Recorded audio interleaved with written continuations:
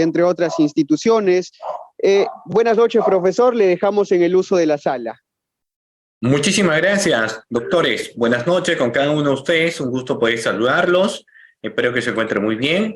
Mi agradecimiento al doctor Clinton por la cordial invitación a mi persona, de igual forma al ilustre Colegio de Abogados de Arequipa, a cada uno de sus miembros, a los de la Junta Directiva y a todos los que hacen posible el desarrollo de esta sesión de clase el día de hoy, que estamos empezando cerca de las 9:47, para poder abordar. Vamos a abordar obviamente en cuadros importantes, porque los tres temas que nos convoca son temas muy importantes, amplios en sí, pero vamos a dar las especificaciones sobre todo relacionado a lo que se entiende como técnica de litigación oral. En esta noche nos toca hablar lo que hace 15 años atrás tenía muy bien llamado esa denominación Nuevo Código Procesal Penal. Y digo muy bien llamado Nuevo Código Procesal Penal, pero hace más de 15 años, por la actualidad, llamar nuevo a algo que ya se encuentra más de 16 años de implementación, no tiene absolutamente nada de nuevo. Incluso en Lima ya tiene un poco más de 2 años de la última implementación de lo que ha sido este Código Procesal Penal. Lo importante de esta implementación es que nos ha puesto en sí 3 etapas en el proceso, 3 etapas bastante importantes, cada uno de ellos autónoma en su esencia, que está relacionado a la primera fase del proceso, que viene a ser la investigación preparatoria, fase que a la vez tiene una subetapa muy conocida por nosotros como vienen a ser las diligencias preliminares, y luego tenemos una etapa que sí no existía con el código del año de 1940, es decir, hablamos de la etapa intermedia y por ende hablamos de la participación que tiene que tener el juez de garantías. Se entiende que la etapa intermedia en el proceso nace con 2 objetivos importantes. El primero de ello, ir preparando el juicio oral, y el otro, no tener juicios innecesarios. Y luego vamos a explicarlo brevemente también a medida que vamos avanzando la clase. Y luego llegamos, lo que para muchos es la etapa estelar del proceso, más no la más importante, porque todas las etapas son importantes, no podemos desmerecer a ninguna de las etapas, pero también hay que ser realista que la etapa de juzgamiento es la etapa de todo o nada. Bien, el Ministerio Público, si llega al juicio oral, es decir, teniendo al fiscal a cargo de la investigación, entendemos que el objetivo que se tiene que tener es ganar el proceso. No podemos llegar a especular a una etapa tan importante como viene a ser el juicio oral, porque si vamos a especular, mejor ese caso teníamos que haberlo zanjado solamente en la etapa de investigación preparatoria, emitiendo, por ejemplo, un requerimiento de sobreseimiento. Pero si vamos a llegar a la etapa estelar del proceso, el juicio oral, entonces el objetivo para el fiscal tiene que ser ganar el caso. La defensa, de la misma forma, va a buscar que en esta etapa se busque la absolución de responsabilidad del imputado, ¿no? Del acusado en este caso, pero también podría tener como objetivo disminuir su pena, ¿no? O sea, no necesariamente un excelente abogado defensor es aquel que saca libre de una responsabilidad penal a su defendido, sino quien logra, por ejemplo, a través de mecanismos de simplificación procesal, que la pena que le van a imputar termine siendo menor a lo que inicialmente tenía como petitorio, por ejemplo, el Ministerio Público.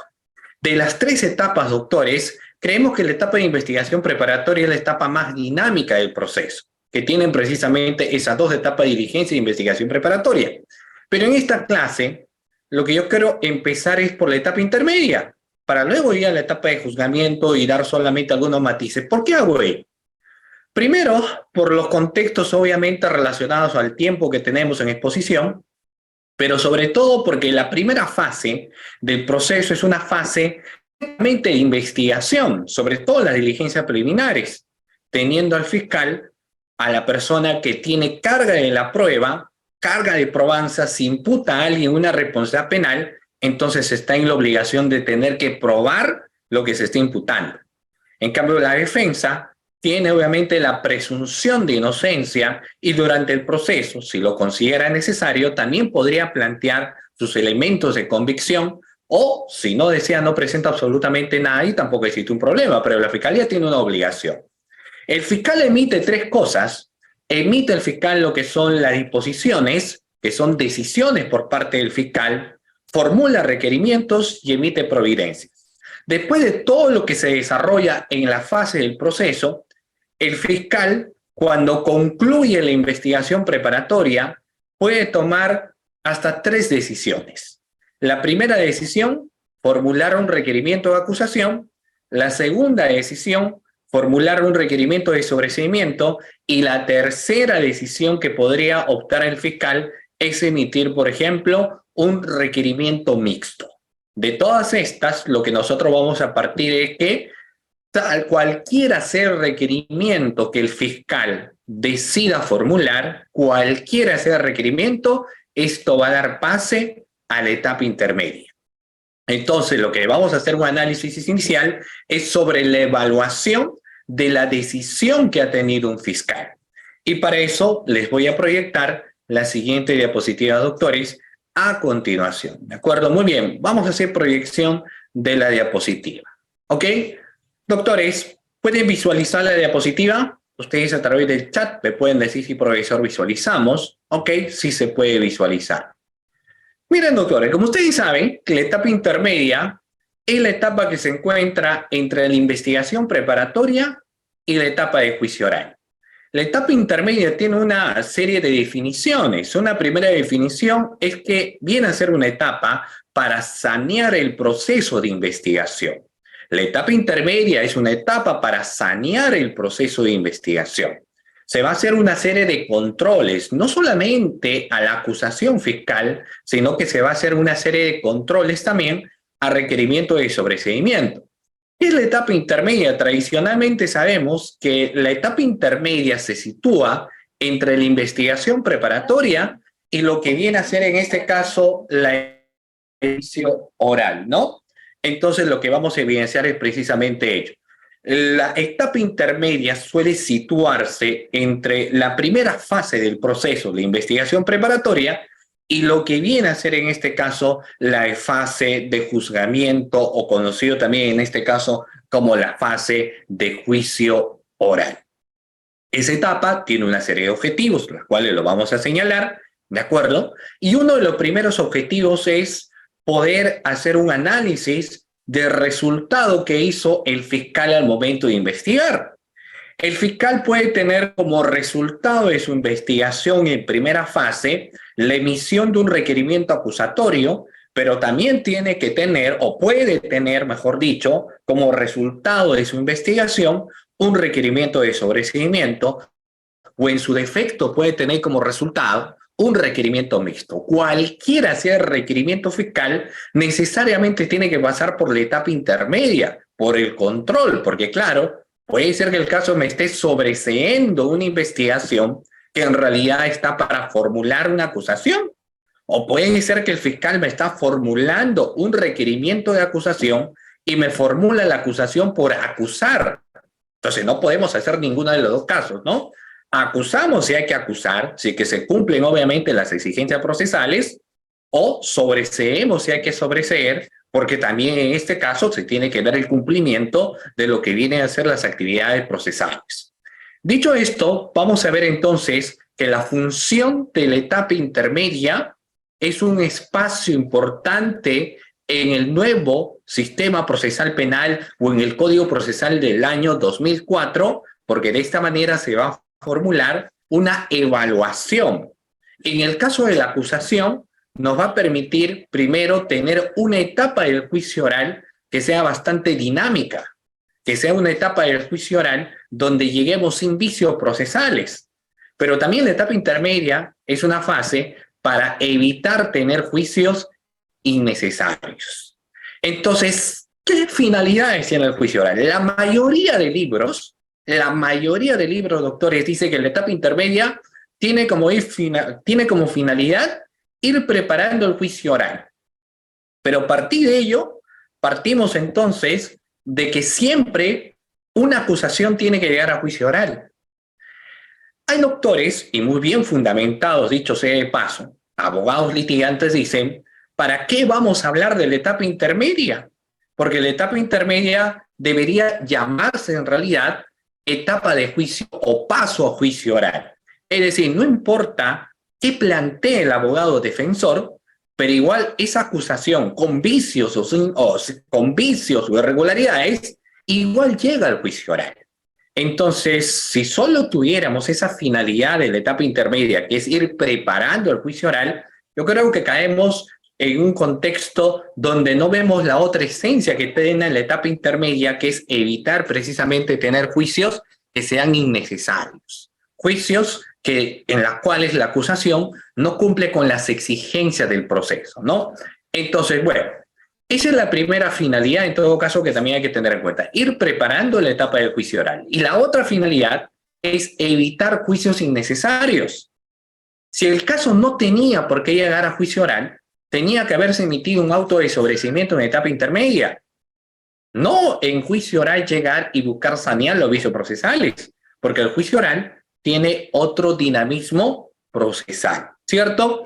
¿Qué características tiene la etapa intermedia? La característica que encontramos en la etapa intermedia podemos señalar que es jurisdiccional, porque aquí sí tenemos una participación activa del juez de garantías, o conocido también como juez de etapa intermedia. Si bien es cierto que el juez de investigación preparatoria también va a tener participación en la primera fase del proceso, llámese en este caso investigación preparatoria, lo cierto es que la labor que desarrolla el juez es una labor muy pasiva.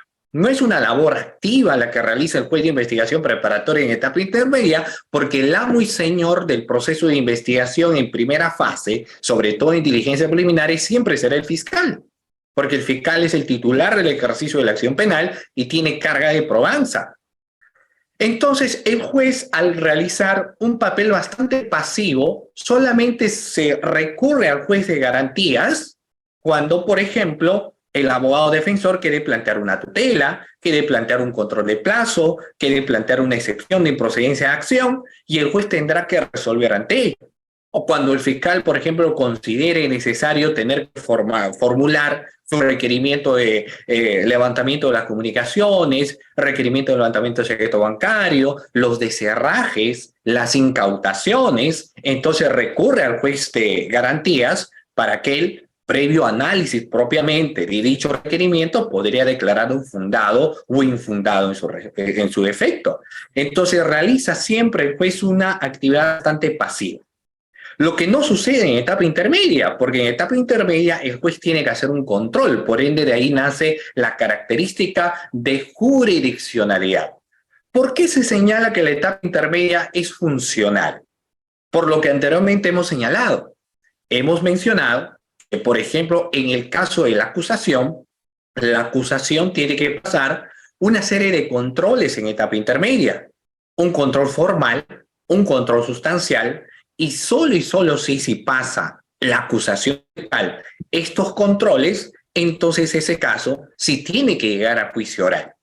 Pero si la acusación no pasa ninguno de estos dos controles, entonces tendría sencillamente que emitirse un requerimiento de sobreseimiento. Eso solo pasa con la acusación, no. También va a pasar con el requerimiento de sobreseimiento. El fiscal ha sobreseído la investigación, pero hay que evaluar si ese sobreseimiento tiene una causa de justificación. Existe una razón para haber sobreseído la investigación, porque si no, ese caso quizás tenía para ampliarse o tenía para formularse una acusación. Entonces también hay que evaluar el requerimiento de sobreseimiento. De ahí que la característica de la etapa intermedia nos señala que es funcional. ¿Control del resultado de la investigación preparatoria? Por supuesto que sí. Es como cuando alguien presenta un proyecto de tesis, no porque alguien presentó el proyecto de tesis hay que darle el título, sino hay que evaluar dicho proyecto, si cumple las exigencias, si cumple el contenido temático y el contenido metodológico, entonces podría esa persona, previa sustentación, optar, por ejemplo, un académico de magíster o doctor o abogado, ¿no? Entonces hay que controlar ello. Lo mismo sucede con la acusación. No porque la fiscalía formuló una acusación significa de que está bien. Hay que hacer los controles respectivos para que el fiscal en su defecto podría subsanarlo. Por eso nos dice que la otra característica que tiene la etapa intermedia es controlar los resultados de la investigación, que como hemos dicho también, no es solamente la acusación, sino que podría ser el sobreseimiento. Otra característica de la etapa intermedia, doctor, es que es dual. Es oral y es escrita. O sea, porque la acusación se plantea de forma oral, no. La acusación lo presenta al juez de forma escrita, el sobreseimiento lo planteamos de forma escrita al juez y la sustentación.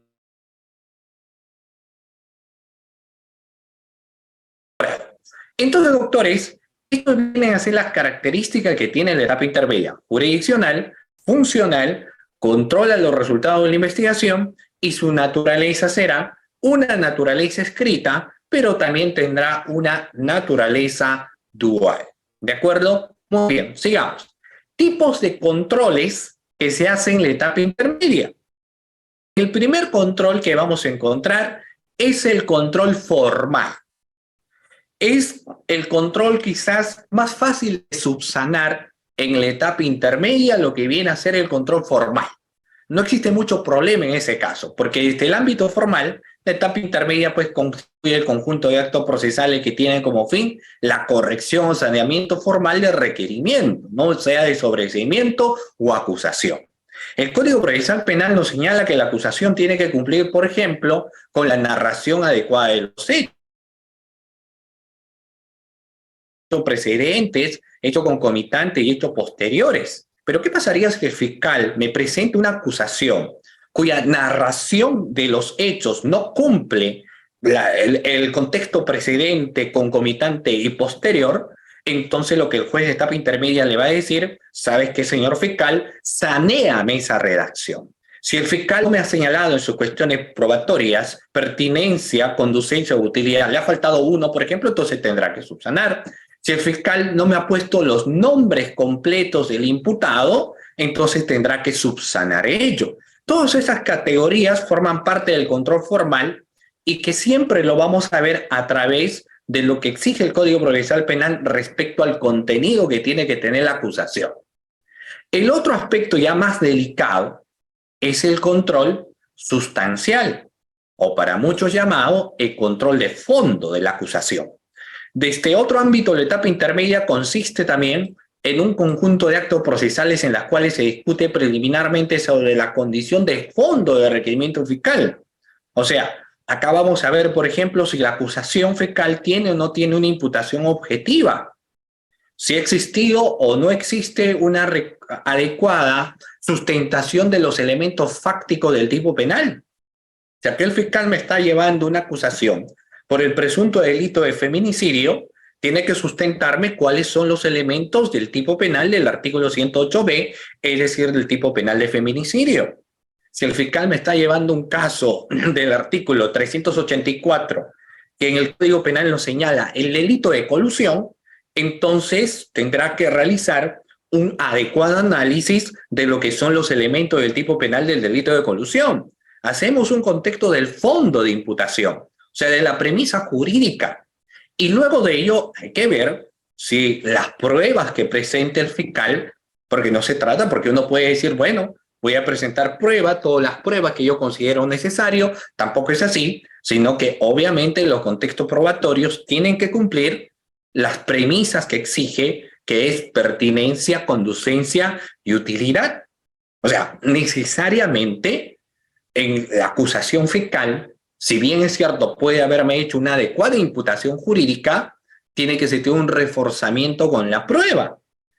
Y esa prueba tiene que cumplir esos estándares de pertinencia, conducencia y utilidad. Si la prueba que me presente el fiscal o su medio probatorio que me presente el fiscal no cumple esos estándares, entonces no tiene por qué esa acusación llegar al juicio oral.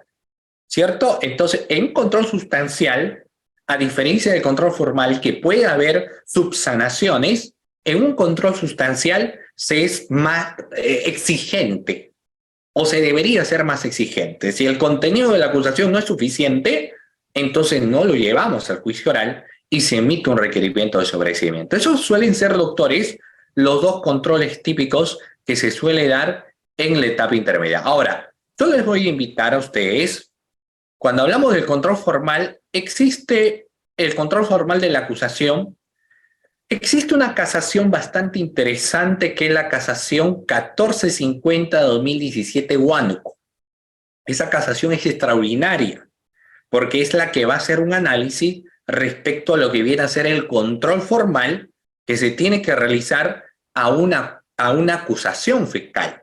Reitero nuevamente, viene a ser en este caso la casación 1415-2017 que nos va a hablar con exclusividad sobre lo que viene a ser el contenido que debe tener una acusación fiscal, ¿cierto? Muy bien.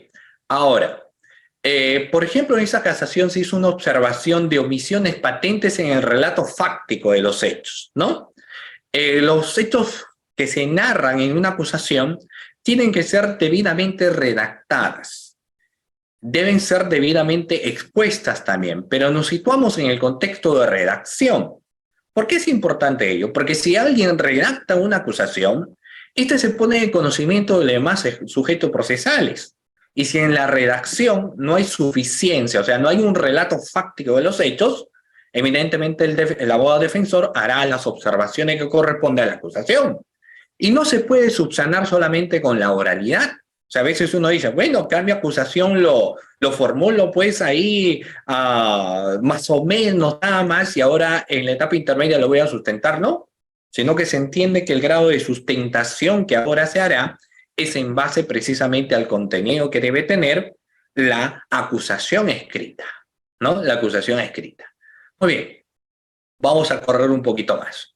Luego pueden existir obviamente las observaciones a las citas legales, pero sobre todo en el contexto de los elementos del tipo penal. Por ejemplo, yo les pregunto a la clase, miren, el delito de colusión. El delito de colusión es un tipo penal que se encuentra regulado en el artículo 384 del Código Penal, prohíbe la concertación. ¿Entre quiénes? Entre los intraneos y los extraneos. Está prohibido un pacto colusorio. Pero no es suficiente con la existencia de un pacto, sino que será importante que para poder atribuir a una persona este delito, necesariamente tuvo que haber participado en los procesos de contratación o adquisición. Entonces, el análisis del elemento del tipo penal, aparte de señalar el verbo rector, que es la concertación, también tendría que señalar cuál viene o cuál ha sido la vinculación funcional, que en este caso radica en que tuvo que haber participado en el proceso de contratación o adquisición. Entonces, la acusación tiene que ser específica, no tiene que ser una acusación genérica o interpretativa, tiene que ser una acusación entendible, no solo para el juez, sino también para los sujetos procesales, y de esta manera sí, al ser entendible, estará cumpliendo con su exigencia también, no solo de la premisa fáctica de los hechos, sino también con la adecuada subsunción del tipo penal en concreto. ¿Ok? Muy bien, hay que tener en cuenta eso. Bueno, vamos a ver brevemente también, doctores, que un primer análisis que se puede realizar es al requerimiento de sobreseimiento fiscal. Incluso antes de lo que viene a ser la acusación, podríamos analizar el requerimiento de sobreseimiento fiscal. Si yo les preguntara, ¿qué similitud uno encuentra entre lo que es un sobreseimiento y un archivo de un proceso de investigación? ¿Habrá diferencia, doctores, cuando nosotros planteamos un requerimiento fiscal y un archivo de la investigación?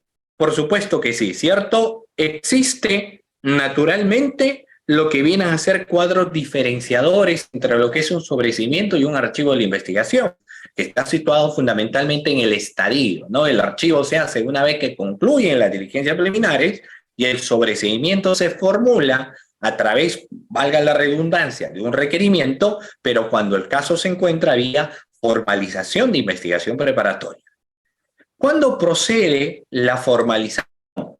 La formalización procede primero cuando el hecho no se realizó o no se puede atribuir al imputado. O sea, tenemos sospechosos, tenemos personas que existía un indicio de su presunta comisión de un hecho delictivo, pero resulta ahora de que esas personas no han tenido ningún tipo de participación en algún ilícito. Y cuando hablamos que el hecho no se realizó, si bien es cierto la norma lo menciona, pero es un poco más difícil que en un caso uno pueda sobreseer a través de la sustentación que el hecho no se realizó. La gran mayoría de acontecimientos sí han tenido una realización, pero que muchas veces es muy complicado atribuirle al imputado, porque puede ser que ese suceso haya sido fortuito, puede ser que ese suceso se haya dado dentro de algún parámetro de justificación, entonces no se le puede atribuir. Luego uno dice, cuando el hecho no es típico o concurre una causa de justificación, de inculpabilidad o de no punibilidad. Un ejemplo típico que cuando hablamos, por ejemplo, de lo que viene a ser una causa de justificación, es cuando quizás el fiscal que aperturó el caso inicialmente creía que existía en los hechos el delito de homicidio. O sea, la fiscalía decía, Pepito mató a Juan. Esa era la tesis que tenía la fiscalía, que Pepito mató a Juan. Pero luego resulta que en realidad Pepito lo que hizo es defenderse de Juan y que Juan ha sido previamente quien quiso herir a Pepito y de milagro Pepito pudo sobrevivir y por eso se defendió y por ende lo mató. Entonces nos encontraremos ante una legítima defensa y esto formará parte de lo que viene a ser naturalmente una causa de justificación, ¿no? Si uno evidencia causa de justificación, no solamente la legítima defensa, el estado de necesidad justificante, el obrar bajo el imperio del derecho, el consentimiento de por medio, entonces todos ellos forman parte de una causa de justificación. Cuando hablamos de un criterio de no punibilidad, o sea, ya estamos hablando acá de otro elemento de la teoría del delito, y esto se puede dar en los contextos de minoría de edad, o cuando existe, por ejemplo, algún tipo de trastorno psicológico por parte de quien estaba siendo investigado. Entonces estaremos ante una causa de inimputabilidad. La acción penal se ha extinguido. Eso es lo peor que le puede pasar, ¿no? Lo peor que le puede pasar a un fiscal. Porque luego hay que pedir el informe. Que se te extingue la acción penal. Que se te extinga la acción penal por muerte del investigado es otra cosa, pero que se te extinga la acción penal porque el plazo procesal ya ha terminado, entonces ahí el fiscal tendría que explicar por qué, si él tenía tiempo para una investigación, cómo es posible que ahora su plazo procesal se haya concluido, ¿no? Entonces, eso tendríamos que ver. Luego nos dice cuando no existe razonablemente la posibilidad de incorporar nuevos datos a la investigación. Ese es un punto también bastante importante. Si bien es cierto, se señala que el Ministerio Público es el persecutor del delito, o sea, lo que nos dice es que hay que investigar y ver, pues, si un hecho tiene o no tiene una connotación delictuosa, pero la Fiscalía, por más que nos dice va a ser un persecutor, no es que va a ser un persecutor a diestra y siniestra, ¿no? O sea, no vamos a buscar las tres pies al gato. Si no hay, obviamente, porque ya hemos ejecutado todos los actos de investigación posible, se han tomado todas las declaraciones, hemos desarrollado no solamente investigaciones tradicionales, sino algunas de las partes de las técnicas especiales de investigación, pero a pesar de ello no encontramos nada, entonces no vamos a inventarnos cosas. Entonces, si ya no es posible incorporar nuevos datos a la investigación, entonces en esos casos se va a tener que sobreseer, ¿no? Se sobresee la investigación. Existe obviamente una serie de presupuestos para el sobreseimiento, que acá ustedes los tienen, pero algo bastante importante también. Una persona se puede oponer al sobreseimiento, ¿de acuerdo? Una persona se puede oponer al sobreseimiento. O sea, no es que uno ha sobreseído y uno se queda con los brazos cruzados y dice, bueno, ya sobreseído el fiscal. No, uno se puede oponer al sobreseimiento. O sea, si el fiscal, por ejemplo, dice, estaba investigando un lavado de activos, estaba investigando criminalidad organizada, trata de personas, narcotráfico, pero luego el fiscal dice, bueno, yo voy a sobreseer y el denunciante o el agraviado dice, bueno, ¿cómo es posible que sobresea el fiscal? Se puede oponer a dicho sobreseimiento. Cuando existe oposición, ¿no? Entonces, lo que existirá, pues, una audiencia preliminar. En esa audiencia preliminar, el Ministerio Público, encabezado obviamente por el fiscal, es el primero que hace una sustentación del por qué sobresee la investigación. Si y con todas las causales que anteriormente hemos señalado. Por esas causales el fiscal dice, no, este proceso de investigación lo vamos a sobreseer. Sin embargo, quien se opone hará una sustentación. No sé, quien se opone puede decir, ¿cómo la fiscalía va a sobreseer una investigación si todavía no ha efectuado algunos actos de investigación, como tomar las declaraciones a dos testigos claves, o hacer una pericia valorativa, hacer un requerimiento de las comunicaciones? El fiscal no lo hizo y sin embargo emitió un requerimiento de sobreseimiento. Entonces se va oponiendo a lo que es el sobreseimiento fiscal. En esa audiencia, el juez tiene que tomar una decisión. El juez lo que podría hacer es, por ejemplo, declarar primero, fundado el requerimiento fiscal, o sea, que el juez de etapa intermedia diga, muy bien, estoy de acuerdo con el requerimiento emitido por el fiscal, está muy bien el sobreseimiento porque no hay que investigar por investigar.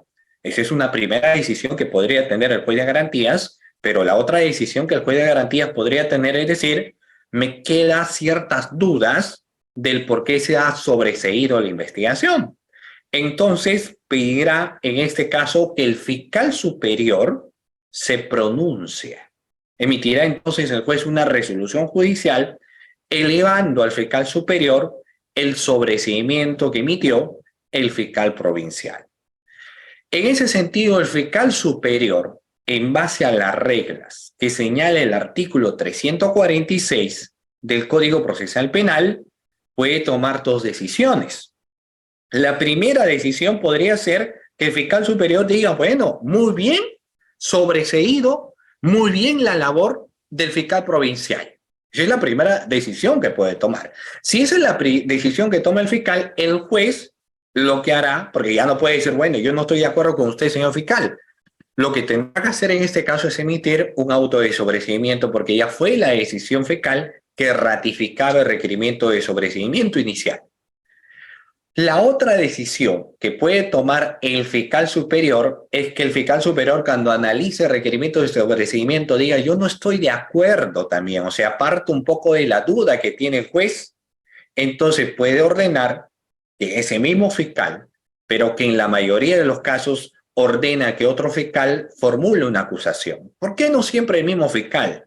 Porque se entiende que el mismo fiscal ya llega con una idea y por ende ha sobreseído la investigación. Si yo le obligo a acusar a ese fiscal, no sé qué tanto puede sustentarme de forma adecuada, porque cuando uno sustenta tiene que estar convencido de ello. Entonces, por ende, para evitarse eso, a veces lo que se dispone es que otro fiscal sea quien formule la acusación, ¿no? Muy bien, puede formular una acusación o una investigación suplementaria, ¿ok? Muy bien. Vamos a ver aquí algunas cuestiones. Bueno, este es el auto sobre. Después de haber señalado esto, doctores, ahora vamos a ver, bueno, acá son algunas casaciones que ustedes en los materiales lo van a tener, porque tenemos la casación 346-2019 Moquegua, que también nos habla, por ejemplo, de un sobreseimiento.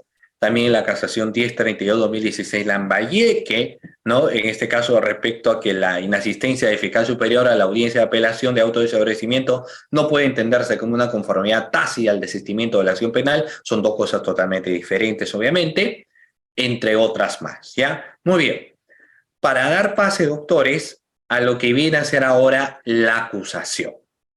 En el caso de la acusación, doctores, vamos a ver que la acusación tiene que estar de conformidad a lo que señala el artículo 349 del nuevo Código Procesal Penal o del Código Procesal Penal.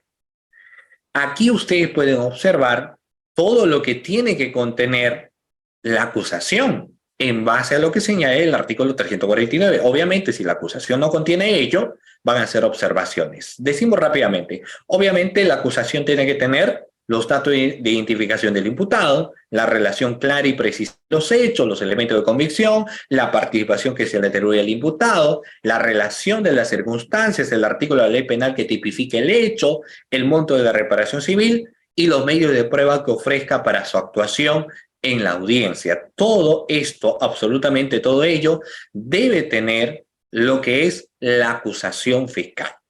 Debe contener todo ello la acusación fecal.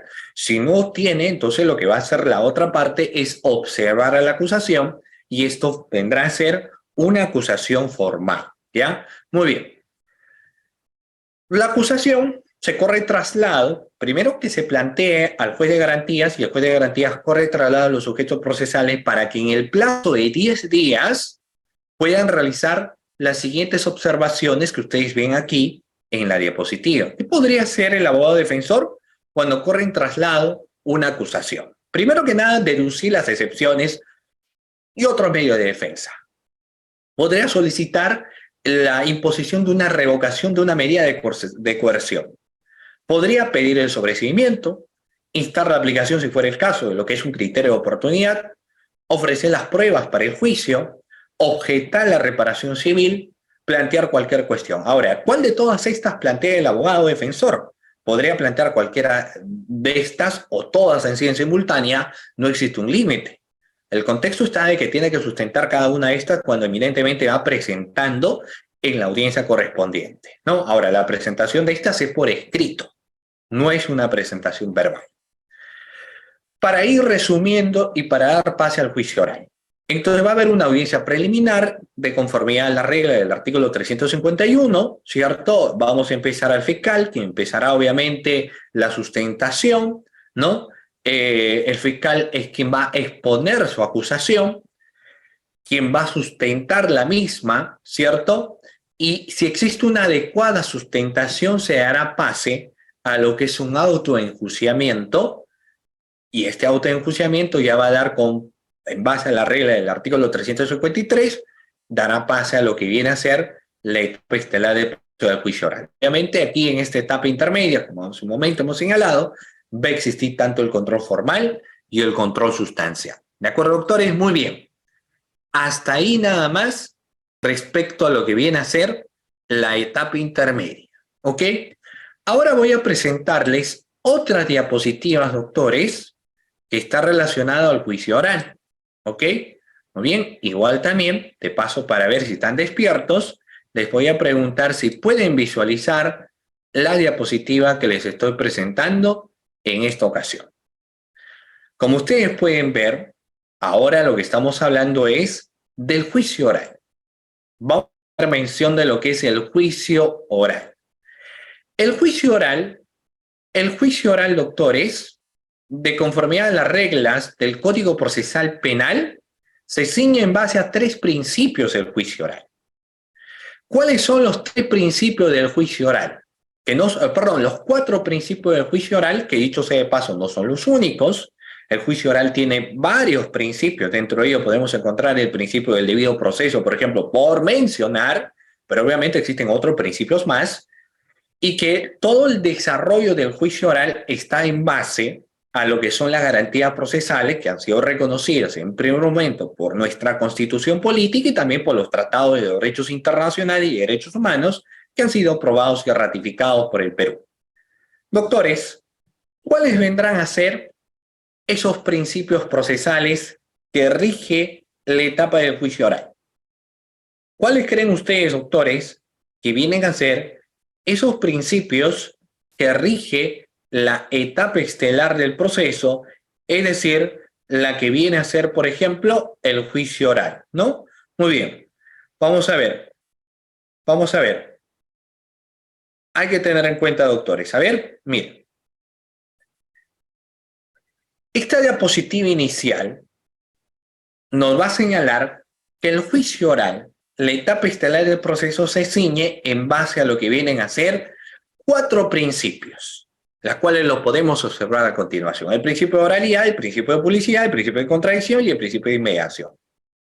No hay mucho que decir sobre el principio de oralidad porque sabemos que no solamente la etapa del juicio, sino que todos los sistemas de audiencia hoy en día existentes van a estar en base a lo que viene a ser la oralidad. La publicidad, que no es otra cosa que un principio de garantía para que los administrados, es decir, la población, puedan observar cómo se está administrando justicia, entonces por ende debemos tener una publicidad. Naturalmente, si el proceso se trata, por ejemplo, de los delitos contra el acto, contra el pudor, entonces delito contra la libertad sexual, en esos casos no será pública y se invitará, por ejemplo, a desalojar la sala. El principio de contradicción en el juicio oral no es otra cosa que el principio de debate, o conocido también como el principio de confrontación. Eso viene a ser la contradicción. Y finalmente, el principio de inmediación, que no es otra cosa que permitirnos a nosotros estar cara a cara, frente a frente, con, si tú eres fiscal, con el abogado defensor y también con el juez y viceversa entre los sujetos procesales, ¿no? Y nos permite, aparte de eso, analizar el comportamiento que van a tener cada uno de los sujetos procesales en la etapa estelar del juicio oral o de juzgamiento. Entonces, estos vienen a ser los 4 principios, ¿no? Luego vamos a ver que como hablamos de juicio, siempre se va a hacer mención, y sobre todo en sus inicios, a lo que venían a ser las técnicas de litigación oral. Sin embargo, uno encontraba, respecto a lo que se manifiesta en las técnicas de litigación oral, alguna circunstancia que obviamente resulta siendo necesaria esclarecer. Miren, doctores, pregunta, si una persona en juicio empieza a levantar la voz, o sea, al punto de gritar, ¿eso es una técnica de litigación oral? Si la persona, por ejemplo, empieza dentro del juicio oral a aventar cosas, ¿no? A dar golpes en la mesa, a dar golpes en la pared, ¿eso es una técnica de litigación oral? ¿O es un estilo de litigar? Es un estilo de litigar, no es una técnica de litigación oral. El levantar la voz alto no se impera la técnica, puedes hacer un uso de la retórica, puede formar parte de tu estilo, cada quien tiene su estilo, pero no es técnicamente pues lo que es una técnica de litigación oral. La técnica de litigación oral no son otra cosa que el conocimiento de la estructura que debemos tener y las formas y momentos de presentar, por ejemplo, nuevos medios probatorios, la forma, el contexto y estructura de un interrogatorio, de un contrainterrogatorio, la forma de objetar, la forma de exponer, y claro está de la elaboración tanto del alegato de apertura y el alegato de clausura. Todas estas sí forman parte de lo que es una técnica de litigación oral. Las técnicas nos dan cimientos con el objetivo de que todo sea más digerible o más fácil. Ahora, a esas técnicas de litigación oral nosotros podemos acuñar nuestro estilo de litigar. O sea, hay personas que son muy apasionadas al momento de estar en la audiencia. Hay otros que no tanto, ¿no? Hay otros que son más serenos, más tranquilos al momento de realizar, obviamente, su disertación.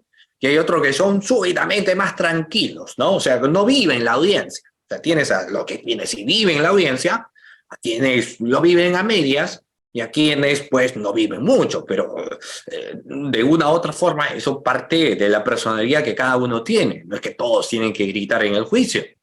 No porque alguien grita es el que tiene la razón, ¿no? O porque uno levanta más es porque está diciendo la verdad.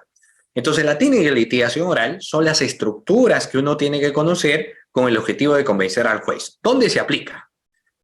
Se puede aplicar en un alegato de apertura, o mejor dicho, se aplica, o debería aplicarse en un alegato de apertura, clausura, examen directo, contraexamen, e incluso en las formas en las cuales uno va a utilizar la objeción, porque no se trata de objetar por objetar, y eso en su momento lo iremos señalando, ¿no? Entonces, de todo eso es lo que uno va evidenciando las formas o tópicos de lo que va a venir a ser una técnica de litigación oral. Existen miles de recomendaciones en juicio oral, acá planteamos algunas nada más. Primera recomendación es saber todas las declaraciones de los testigos que se han dado en la primera fase del proceso de investigación. ¿Por qué es importante saber todas las declaraciones de los testigos que se han dado en la primera fase del proceso de investigación? Por 2 cosas importantes. Puede ser que el testigo en juicio oral me esté diciendo unas cosas muy diferentes a su declaración primigenia que tuvo en la fase de investigación preparatoria. O sea, investigación preparatoria me dio una versión muy diferente a la versión que ahora me está señalando en la etapa de juicio oral. ¿Qué pasa, sus doctores, si existen 2 versiones diferentes? Uno como sujeto procesal, llámese abogado o defensor, o llámese fiscal, ¿qué podría advertir? En las declaraciones encontramos contradicción. O sea, podemos evidenciar la contradicción. Y la única forma de hacerlo es si yo sé sus declaraciones previas brindadas. Si yo no sé cuáles son las declaraciones previas brindadas, entonces cómo yo podría en el juicio oral evidenciar los contextos de contradicción. El otro aspecto puede ser que el testigo diga, no recuerdo, ¿cierto? Porque se haya olvidado. Entonces, si yo sé las declaraciones previas, podemos hacer un refrescamiento de memoria, quizás, ¿no? Y bueno, para ahí también ingresa el tema de que yo tengo que saber los documentales que existen para hacerle refrescar algunas cosas. Puede ser que el testigo me diga, la verdad que no recuerdo si ese documento yo lo firmé. Entonces vamos a refrescarte tu memoria, te vamos a poner ahí el documento para que usted lo analice, lo vea, ve en la parte final el sello, ve la rúbrica, y ahora sí me puedas decir si ese documento que se encuentra ahí es de tu puño y letra, ¿no? Entonces, eso también viene a ser una forma en la cual me va a ayudar mucho si yo sé las documentales o las declaraciones anteriormente dadas. ¿Las pericias son importantes? Por supuesto que sí. Las pericias son técnicas y son emitidas que van a permitir darnos mucha seguridad también. No solamente la pericia oficial de la fiscalía, sino la pericia oficial de la otra parte. Y no solamente hay que saber las conclusiones periciales, sino naturalmente el procedimiento de la pericia que se ha llevado a cabo, porque no es que vamos a contrainterrogar. Y obviamente, por último, lo que son los documentos, ¿no? Que se van a aportar obviamente en este estadio que viene a ser el juicio oral. ¿Ok? Muy bien. Teoría del caso.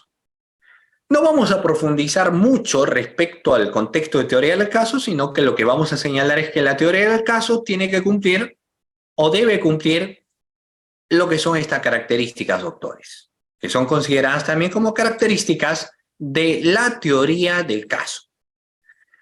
¿Qué tiene que cumplir una teoría del caso, doctores? Vamos a ver lo siguiente. Mire, primero que la teoría del caso tiene que ser única. O sea, sobre todo en este estadio del proceso. No puedo llevar varias teorías. No puedo decir, muy bien, voy a plantear feminicidio.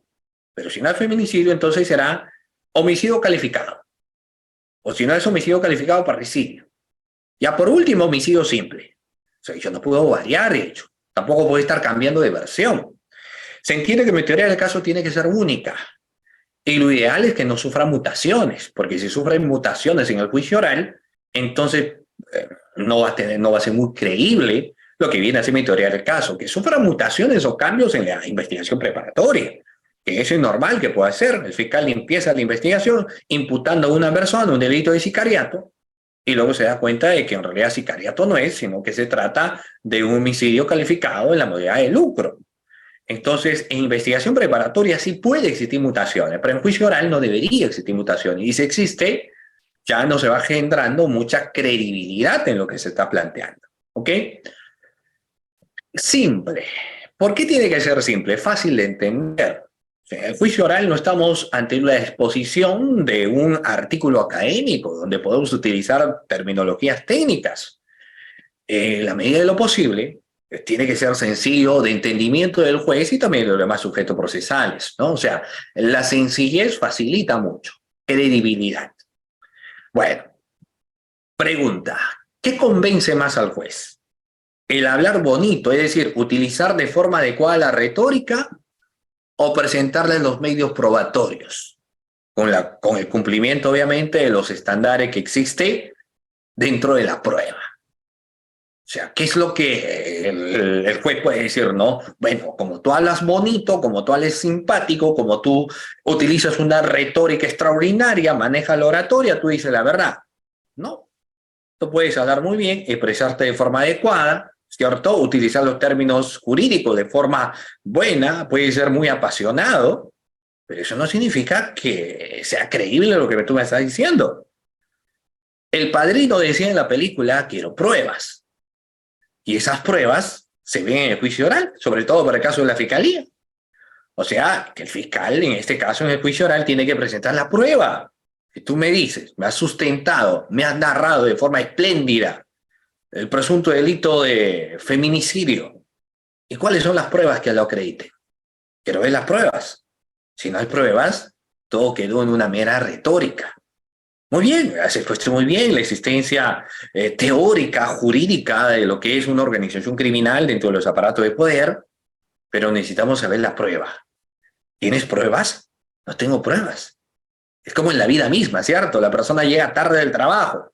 Te puede explicar que se murió el perro, que se cruzó, ayuda a cruzar una abuelita, ayuda a cruzar tal persona. Ah, perfecto, pero ¿tienes algo que lo pruebe? Porque si yo tengo una prueba que en realidad todo lo que dices es falso porque has estado en otro lugar. Tengo un video. Entonces, fíjense ustedes que la cuestión de credibilidad, claro que hay que partir, ¿no? Porque la credibilidad para el fiscal está en base a la prueba que presenta. Si no hay prueba, ese caso habrá que absolver. Para la defensa suele tener grados de variabilidad.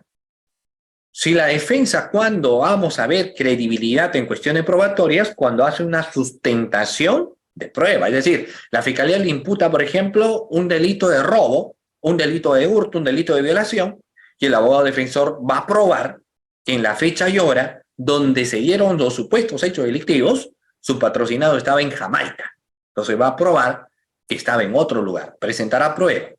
O si la fiscalía dice, por ejemplo, mira, acá nos encontramos ante un homicidio calificado, la defensa diga, un momentito, acá existió legítima defensa y vamos a probar cómo es que mi patrocinado se defendió de los ataques del agresor y se han cumplido estos presupuestos. Eso es una causa de justificación perfecta, legítima defensa. Lo vamos a probar en el desarrollo del juicio oral.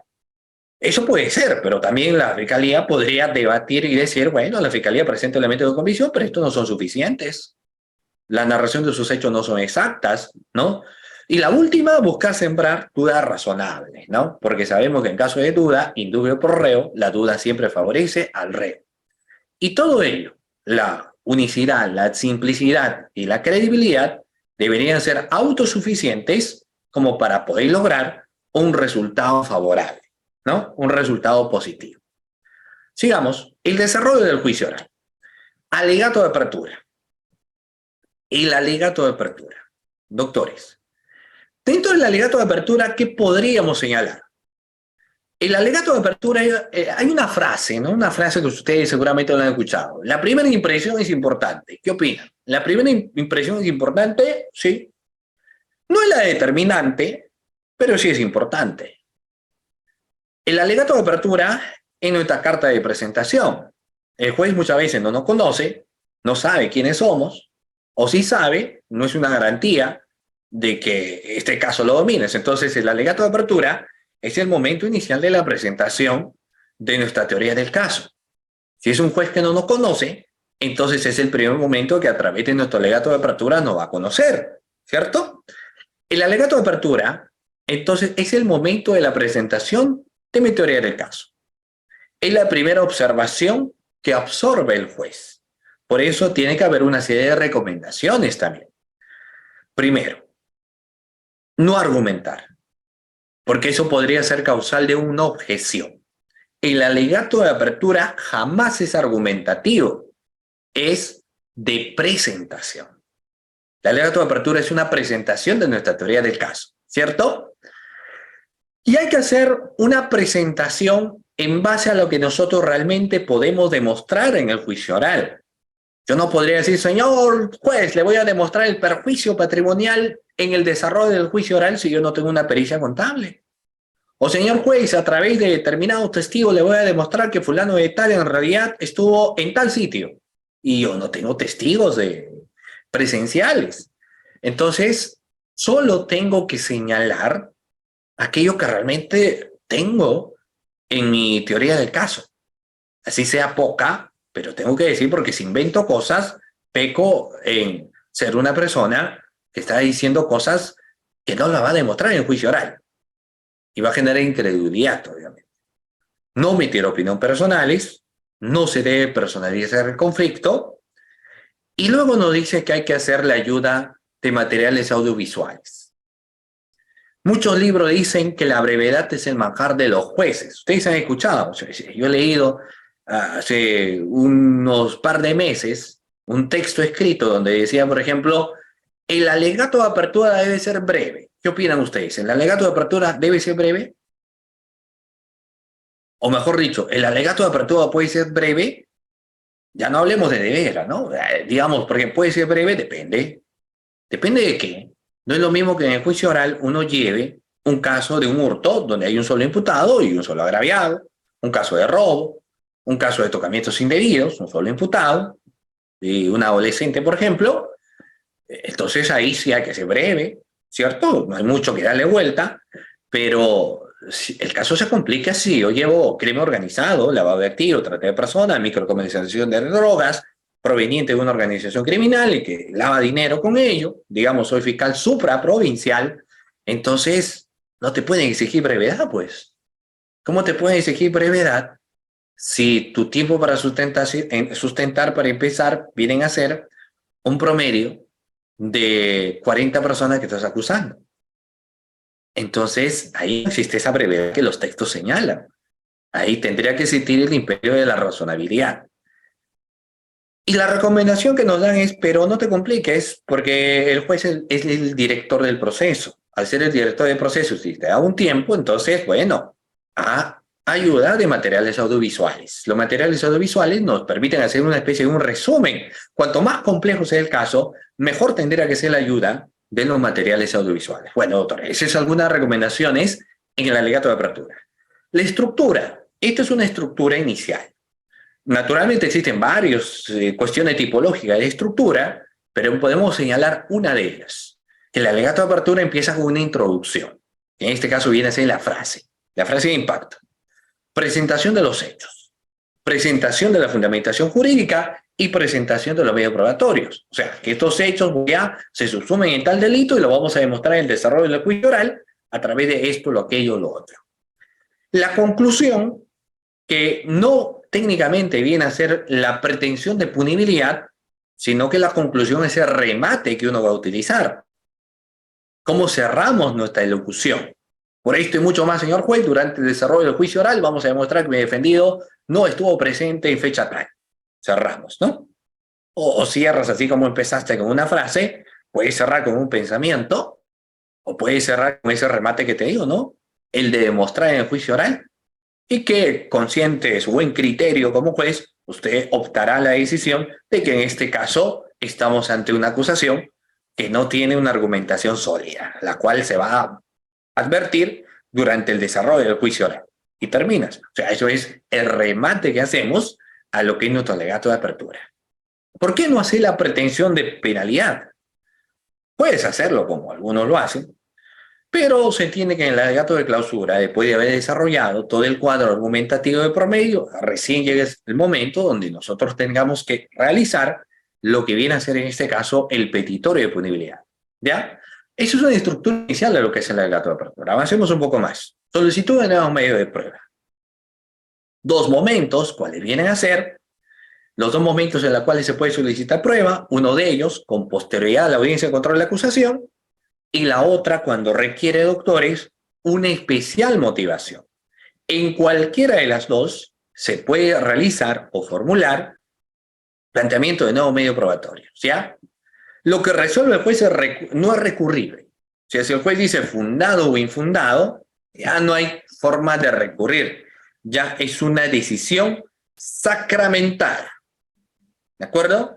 Ya es una decisión sacramentada en esos casos en particular. Y eso es algo que nosotros, como decía anteriormente, debemos tener presente, ¿no? Muy bien, sigamos. La actuación probatoria. El artículo 375 del juicio oral, doctores, nos habla de la actuación probatoria y nos empieza señalando, por ejemplo, en primer lugar, el examen del acusado, la actuación de medios de prueba admitidos y la oralización de los medios de prueba. O sea, nos empieza hablando de todo ello, ¿no? El examen del acusado, nos empieza hablando de la actuación de medios de prueba admitidos y también nos habla de la oralización de lo que son los medios de prueba. Nos habla de los tres. El examen del acusado. Doctores, ¿el acusado está obligado a declarar en juicio oral o es opcional ello? ¿El acusado sí o sí va a declarar en juicio oral?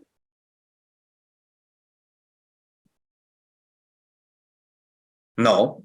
¿Por qué? Porque esto viene a ser opcional. Y lo vamos a ver a continuación. Mire, el acusado podría decir yo declaro, o el acusado podría decir yo no declaro. Si en el caso el acusado dice yo no voy a declarar, bueno, la norma procesal dice que se hará lectura de sus declaraciones previas. No entendemos en realidad por qué, pero la norma dice que hay que hacer uso de sus declaraciones previas. ¿Y por qué decimos que no entendemos por qué? Porque se entiende que en el juicio oral lo que va a declarar es finalmente lo que tiene validez. Entonces, si lo que se va a preponderar o se va a valorar es la declaración en juicio, y ahora él tiene todo el derecho de decir yo no voy a declarar, entonces ya no se ve la necesidad de que se tome o se vea la necesidad de hacer lectura de sus declaraciones previas, porque termina siendo pues innecesario. ¿Y qué pasa si el acusado dice, no, un momentito, yo voy a declarar, el que nada debe, nada teme? Si el acusado declara, entonces existe una serie de reglas que nosotros podemos verificar aquí, ¿no? Muy bien. Si el acusado dice, yo voy a declarar, entonces tiene su momento procesal oportuno para poder aportar libre y oralmente todo lo que desea. Sus relatos, sus explicaciones, sus aclaraciones, todo lo que considere necesario. Ese es el momento, ¿no? Momento procesal oportuno para que el acusado aporte todo y cuanto puede. Y luego hay que hacerle las preguntas, pero fíjense ustedes que también existe una exigencia porque no hay que preguntar por preguntar. Las preguntas tienen que ser directas, claras, pertinentes y útiles. En el caso que las preguntas no sean de esta forma, entonces la otra parte que debe, se entiende, estar muy atento también, debería ser la primera o la frase importante, objeción. ¿Cierto? Porque si la pregunta no es pertinente, estamos ante una pregunta que no es válida y por eso debería objetarse. ¿Ok? Pasemos al examen de testigos y peritos y dentro de ello rápidamente voy a ir a hablarle de los tipos de preguntas.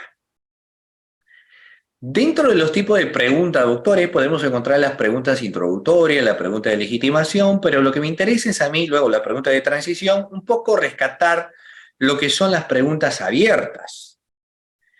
Las preguntas abiertas permiten que a la persona quien se formule estas preguntas tenga la oportunidad de tener que expresar y decir y explicar relatos. O sea, si yo le digo, a ver, Juanito, explícame qué sucedió en la fiesta. Entonces se entiende que Juanito me va a dar todos los detalles. Pasó esto, lo otro, lo aquello, lo esto. Entonces me va a dar todos los detalles el amigo Juanito. Pedrito, dígame qué sucedió el 14 de febrero. ¿No? Fecha donde al parecer habían agredido a tal persona. ¿Qué pasó en el barrio? Va a explicarme todo ello. Las preguntas abiertas permiten que a quien se las formule tenga la oportunidad de dar detalles. ¿A quién debemos formular preguntas abiertas? Pregunta, ¿a nuestro testigo o al testigo de la otra parte? ¿A quién podríamos formular preguntas? Lo ideal es que nosotros formulemos preguntas abiertas a nuestro testigo, ¿cierto? Pero ¿qué pasa si alguien formula una pregunta al testigo de la otra parte? Imagínate que al otro testigo le digas, muy bien, pero explícanos qué sucedió. Díganos qué aconteció. Que el otro testigo de la otra parte te va a decir, ha sucedido esto, ha acontecido esto. No, se va a justificar, pues. Entonces, hacerle, si bien es cierto, no está prohibido preguntas abiertas al testigo de la otra parte, pero es obviamente como hacernos un harakiri. Entonces, no podemos hacer eso.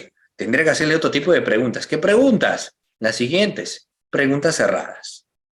Ya las preguntas cerradas, pues tienen su propia naturaleza porque se focalizan en algo en concreto, en algo específico. La gran mayoría, cuando se trata de preguntas cerradas, saben que la respuesta que se va a tener podría ser un sí o podría ser un no. O sea, esa es la naturaleza de lo que es una pregunta cerrada, ¿no? Cuya respuesta, como decimos, podría ser la respuesta sí o no. Pero no solamente sobre ello se sitúa lo que es una pregunta cerrada. Si yo le pregunto, dígame, ¿usted cuánto tiempo estuvo observando los acontecimientos? 30 minutos. ¿Usted observó que fulano de tal subió al carro tal persona? Sí. ¿Usted estuvo observando el carro? Por supuesto que sí. Dígame qué color era el carro. Usted estuvo observando 30 minutos, me dice que estuvo observando el carro, ¿cierto? Sí. Dígame qué color era el carro. No, que estabas observando bastante tiempo y, por ejemplo, te dice color negro y era azul. Ya pues, estoy haciéndolo notar al juez, estoy ante un testigo que no me ha precisado gracias a una pregunta cerrada. O dígame cuál era el color de su chompa. O si yo te pregunto, dígame cuál es el libro que yo tengo atrás, ¿de qué autor? Entonces son preguntas que no solamente la respuesta es, o sea, es más fácil decir, ¿tengo libros o no tengo libros? Si tienes libros. A decirte, dígame de qué autor es el libro. Hay un mayor detalle. Entonces la pregunta cerrada, no siempre hay que irnos por el hecho de que alguien responda sí o no, sino que podemos irnos por el hecho de que la respuesta sea mucho más focalizada. O sea, qué colores y demás, ¿no? Muy bien. Sugestivas. Las preguntas sugestivas, doctores, están prohibidas en el interrogatorio directo, pero sí están permitidas en el contrainterrogatorio. En el contrainterrogatorio sí se encuentran permitidas, ¿ok? Muy bien, estas son algunas recomendaciones que lo van a tener, pero voy a pasar rápidamente al tema del contrainterrogatorio, contraexamen de testigos y peritos, conocido también como examen cruzado, o contraexamen, o contrainterrogatorio, o contraexamination, si lo queremos llamar de esa forma, ¿no? Cualquiera de ellos son las denominaciones, en todo caso, que se puede hacer a este tipo de exámenes.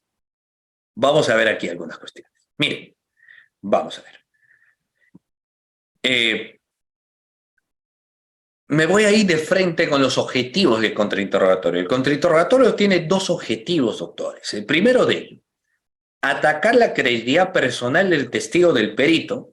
Ese es un primer objetivo que se tiene. Y el otro objetivo que se tiene es atacar la credibilidad de una o más parte del testimonio.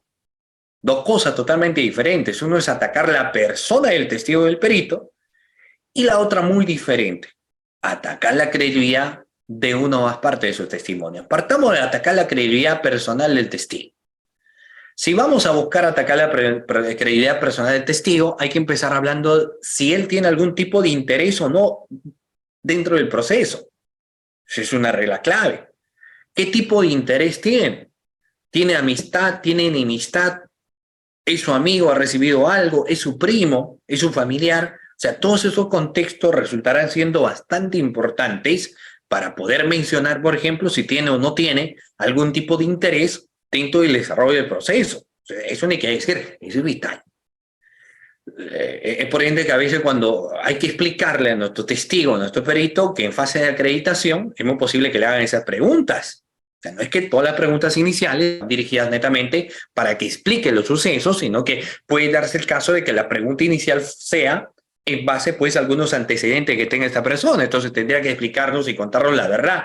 Tengo tal o cual antecedente como para buscar la forma de nuevamente acreditarlo. Luego tenemos, porque puede ser, por ejemplo, un perito, ¿cómo lo desacreditan? Si no tiene experiencia. ¿Cómo más? Si tiene antecedentes, si tiene investigaciones en curso, ¿cierto? Si ha sacado el título durante mucho tiempo. O sea, todas esas cuestiones iniciales van a resultar siendo muy importantes precisamente en esta fase, doctores, del proceso de investigación, ¿ya? O sea, hay que tener reiteradamente presente aquello, ¿ok? Muy bien. Otras cuestiones más. ¿Qué pasa, sin embargo, si el perito o el testigo son personas intachables? Son personas donde no se le puede encontrar nada. Ah, pero el hecho de que sean personas intachables no significa que pues, se pueden estar equivocando, no significa que se pueden estar confundiendo. Entonces, la otra categoría que se tiene es atacar, obviamente, su testimonio. ¿Con qué lo confrontas? Con las pruebas, con los documentos, con las pericias, con todo confrontamos. Ya, usted dice que fulano de tal no llegó a la fiesta. ¿Y a quién observa en esta cámara de videovigilancia? ¿No es acaso que se encuentra tal persona? Sí. Entonces, ¿por qué usted señala que no lo vio? ¿O por qué usted señala que no lo vio cuando usted es el que aparece aquí con chompa azul? Sí. Usted está a 10 metros aproximadamente, ¿cierto? Sí. Entonces, ¿por qué dice que no lo vio? ¿Por qué asevera que no lo vio? Entonces, cuestiones como ellos lo vamos confrontando, pues, ¿no? Igual al perito también. Entonces, todo eso, doctores, forma parte del contrainterrogatorio, ¿no? Muy bien. Y finalmente, porque esto luego en los fundamentos de las objeciones y todo lo demás, se puede tener una prueba de oficio. Hay muchas personas que están en contra de lo que viene a ser la prueba de oficio porque consideran que le va generando neutralidad a lo que viene a ser el proceso, ¿no? O mejor dicho, no están siendo neutros cuando se habla de la prueba de oficio porque como que se van inclinando por alguna de las partes. Poca la palabra nos dice que si la fiscalía falló, bueno, en base a lo que sustentó y dijo, hay que resolver, y la defensa de la misma manera. Pero no hay que olvidar, doctores, que en el contexto de la prueba de oficio puede ser de oficio, como su nombre lo dice, o a pedido de parte, ¿no? Ahora, el juez pues tiene que resolver teniendo la certeza de los hechos. En el caso que tenga algún tipo de duda, ingrese el indubio pro reo. ¿Qué significa el indubio pro reo? La duda, ¿a quién favorece? La duda, pues, favorece siempre al reo. El juez entonces emite una sentencia teniendo la certeza de la comisión de los hechos delictivos, pero en caso de duda, ingresa, como les señalaba, el indubio pro reo, porque la duda siempre, doctores, va a tener que favorecer al reo, ¿cierto? Siempre favorece al reo, el indubio pro reo, ¿ok? Muy bien. Vamos a ver, por último, el alegato de clausura. El alegato de clausura, sí, como ustedes saben, doctores, tiene que ser argumentativo. Nada está dicho hasta el alegato de clausura, consideramos que sí, todavía nada, porque podemos hacer una adecuada argumentación. Y si hacemos una adecuada argumentación, llámese en este caso una adecuada sustentación, y convencemos al juez, entonces hay grandes posibilidades de poder lograr ganar un proceso.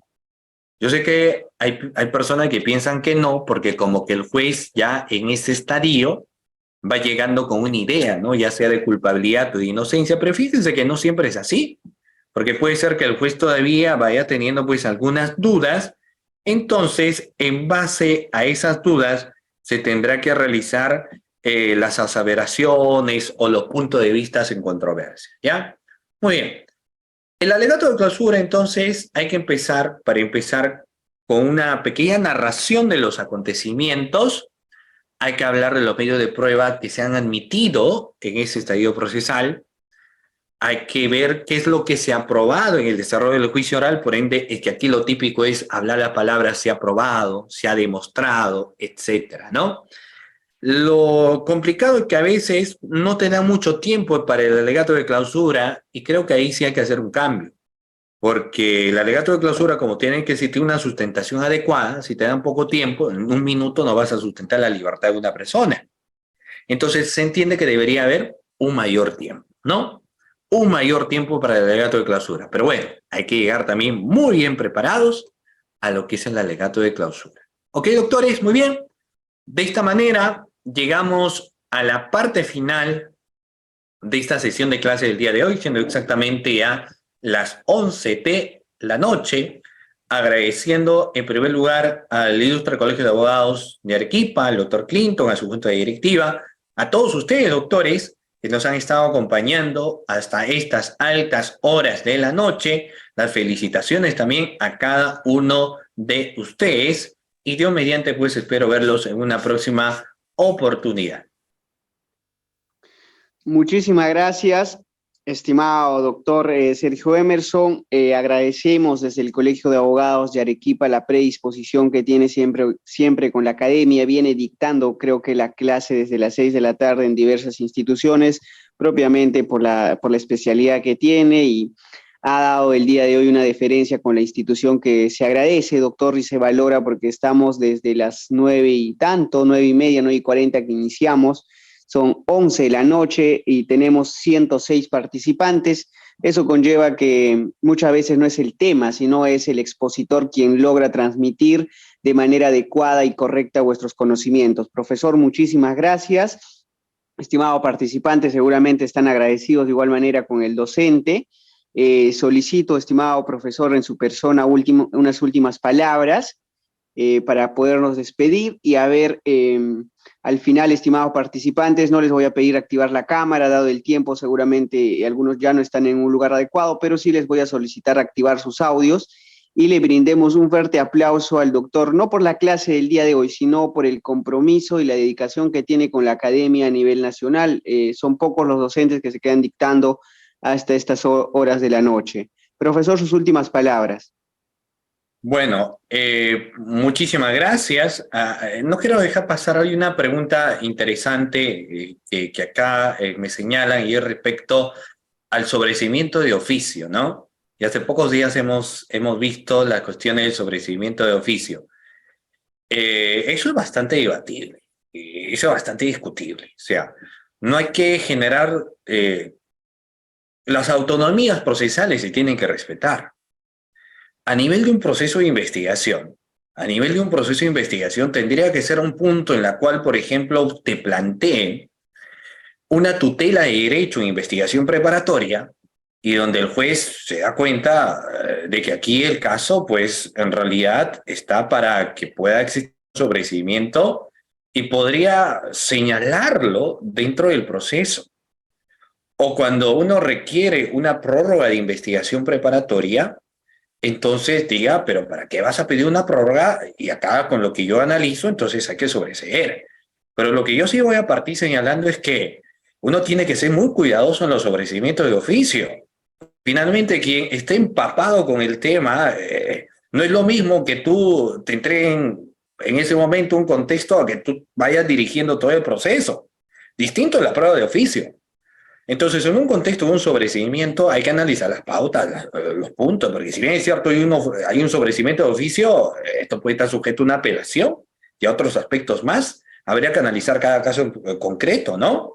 No podemos perder en el caso de la Fiscalía la autonomía, reconocido por el Código Procesal Penal, de que cuando se trate, por ejemplo, de lo que viene a ser el sobreseimiento como tal, es una obligación de la Fiscalía emitir dicho requerimiento. Ahora, si ya el fiscal en la acusación, esa es otra cosa, ¿no? O sea, si ya la acusación está en etapa intermedia y si el juez se da cuenta, pues, que la acusación no tiene pies y cabeza, entonces tendría que pedirle algunas cuestiones al fiscal y si el fiscal no logra sustentarlas, entonces en ese caso sí podría, pero ya estando en etapa intermedia, porque no podría tener ningún tipo de injerencia el juez de investigación preparatoria en esta primera fase. En cambio, en una etapa intermedia sí podría ellos, porque como les he dicho, tienen en ese caso la direccionalidad, entonces ahí sí, si ven que es una acusación que no cumple con su finalidad, entonces dice, este caso no tiene por qué llegar a juicio, podría de oficio requerir un sobreseimiento. Pero en ese estaría. ¿Ya? Muy bien. Muy bien. De agradecimiento en primer lugar al doctor Clinton, al Colegio de Abogados de Arequipa y a ustedes doctores que han estado presentes en esta noche. Sin ustedes no hubiese sido posible el desarrollo y disertación de esta clase. Cuídense muchísimo, un abrazo para cada uno de ustedes y Dios mediante nos estaremos viendo en una próxima oportunidad. Muchísimas gracias, apreciado profesor. Con su persona se viene trabajando varios proyectos desde la institución que seguramente todavía nos vamos a reencontrar en lo que respecte el año en varias ocasiones. Gracias, profesor. Ahora sí, estimados participantes, todos tienen el audio permitido para activarlos. Brindémosle un fuerte aplauso al doctor del lugar de donde nos encontremos. Muchísimas gracias, profesor. Un fuerte aplauso para usted. Muchísimas gracias, doctores. Muchísimas gracias. Gracias. Gracias, doctor. Buenas noches con todos. Muchas gracias, doctor. Estimados participantes, como ya bien lo saben, la clase grabada, el material lo van a encontrar a través de la plataforma virtual. Igual manera, quienes de repente tienen problemas nos pueden escribir por interno para poderles facilitar. Doctor Michel, gracias siempre con el apoyo que da la institución desde el área de informática, un buen trabajo. Igual doctor Sergio Emerson, estimados participantes, gracias a ustedes, porque si no asisten ustedes, no se podría ejecutar ningún programa académico. Muy buenas noches con todos, hasta una próxima oportunidad.